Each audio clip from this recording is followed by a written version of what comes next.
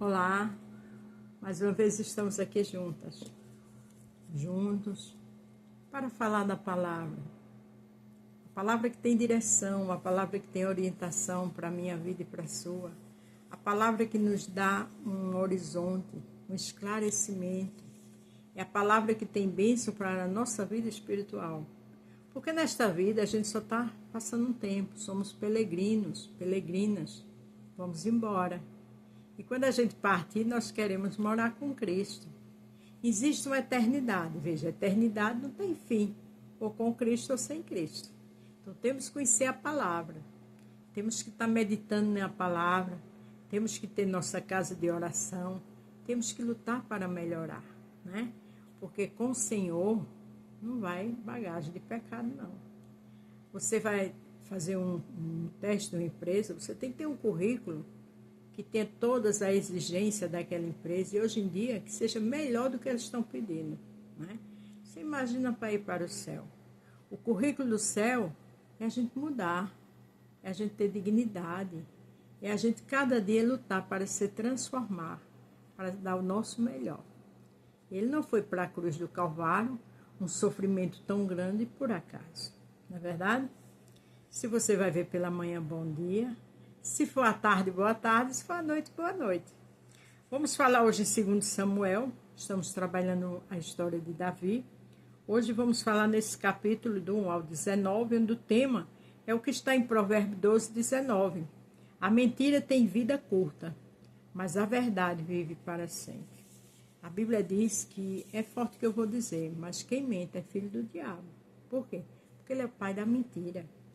Ele veio para matar, roubar e destruir. Mas o Senhor é a luz do mundo, é o príncipe da paz. A palavra de Deus diz assim: eu sou o caminho, a verdade e a vida. Ninguém vem ao Pai senão por mim. Veja que ele é o caminho, a verdade e a vida. Então, como é que ele vai aceitar mentiras, né? E aqui nesse capítulo 10, vocês vão perceber, vão observar, vão ouvir uma história que uma mentira, uma calúnia, uma trama resumiu numa guerra. Lá em Salmo diz que um abismo chama outro abismo. E muitas vezes, quem não vigia começa a mentir. Isso é no lar, isso é em qualquer lugar. Não dá certo. Isso traz consequência. 2 Samuel 10.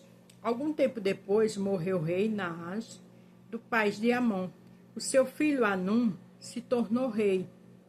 E Davi disse: eu serei bondoso com Anum, assim como Naás, seu pai, foi bondoso comigo.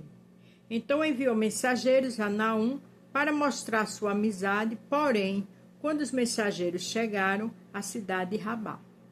Veja que Davi tinha uma amizade com o antigo rei, que era o pai dele. E mandou, dar as boas-vindas, parabenizar, porque agora ele era o rei no lugar de seu pai. O seu pai tinha falecido. As autoridades amonitas disseram ao seu rei: o Senhor pensa que é honra de seu pai que Davi enviou estes homens para mostrar amizade? É claro que não. Ele os mandou aqui como espiões, a fim de que conhecesse a cidade para poderem destruí-la. Veja o que é que uma mentira faz. Uma mentira com armações, com tramas, com algo muito maligno, uma malignescência, assim, sabe? Uma maldade fora do comum. E muitas vezes as pessoas fazem isso para conseguir proveito. Até prejudica outros e consegue, mas não vai ter duração. Porque o que a gente planta tem colheita. Então Anum pegou os mensageiros de Davi, raspou um lado da barba deles, cortou as suas roupas até a altura das nádegas e os mandou embora. Naquela época, fazer isso era humilhação, era chegar ao extremo. Veja a que ponto ocorreu diante de uma mentira. Quando Davi soube disso, enviou outros mensageiros para se encontrarem com eles, porque eles estavam muito envergonhados. Davi mandou-lhe dizer que ficasse na cidade de Jericó e que só voltasse quando as suas barbas tivessem crescido de novo. Veja a situação. Os amonitas compreenderam que tinha feito de Davi o inimigo deles, Por isso contrataram 20.000 soldados sírios da cidade de Bet-Raabe e Zobar. Também contrataram o rei da cidade de Maaca com 1.000 homens e 12.000 homens da cidade de Tob. Veja que em 2 países contrataram soldados, depois um rei com toda a sua equipe. Porque entenderam que fizeram Davi seu inimigo. Olha o que o Salmo diz, que um abismo chama outro abismo. Uma mentira, onde aqueles homens aconselharam o rei, agora estava declarado de guerra. A gente tem que andar com a verdade. A gente tem que ter cuidado com o que falamos de alguém para outras pessoas.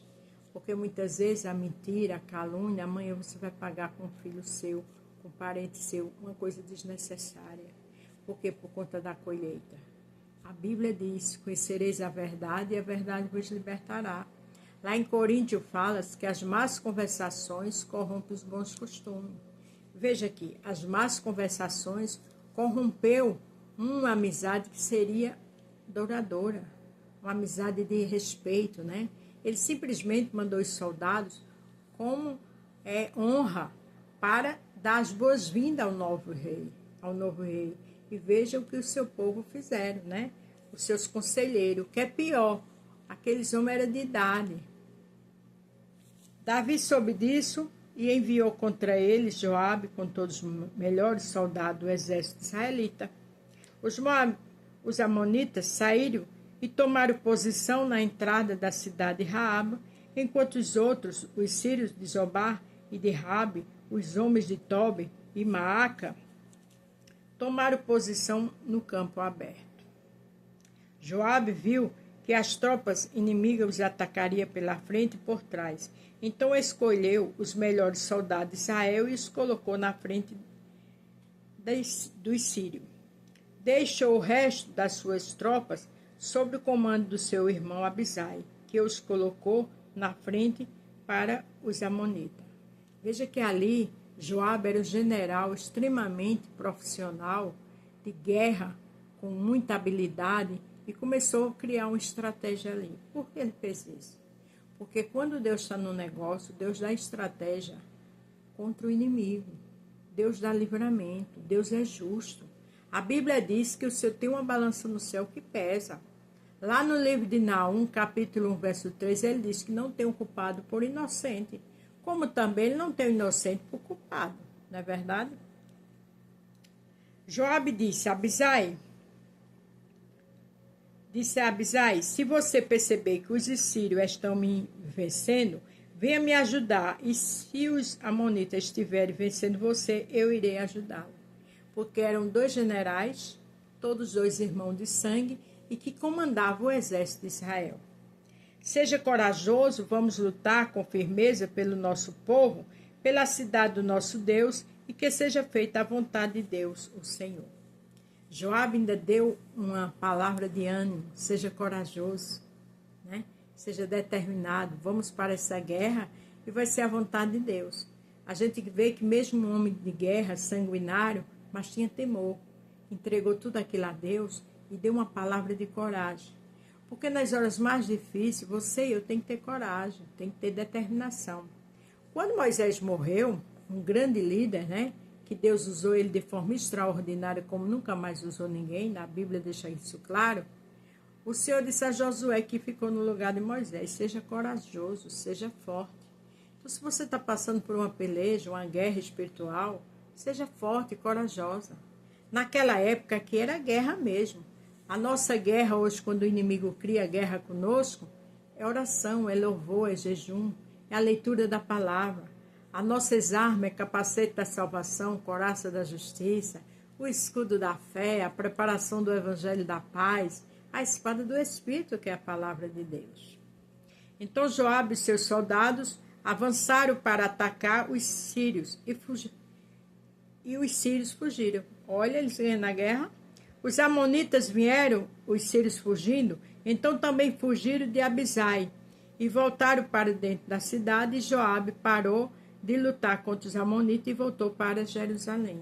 Veja que os 2 irmãos, no início dessa guerra, ganharam. E aqueles inimigos fugiram. Por quê? Porque Deus era com eles. Porque quando Deus está conosco, o inimigo só levanta para cair. Ele veio para matar, roubar e destruir. Mas o dono do mundo é o Senhor.